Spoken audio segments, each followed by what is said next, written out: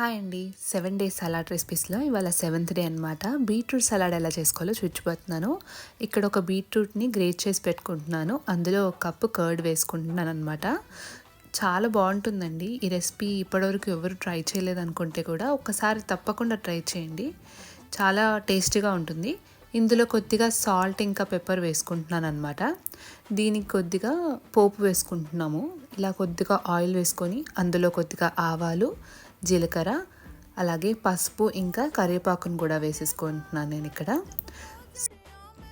ఇది కొద్దిగా వేగిన తర్వాతకి మనం చేసి పెట్టుకున్న ముందుగా బీట్రూట్ చేసి పెట్టుకున్నాం కదా, అందులో వేసేసుకోవాలన్నమాట.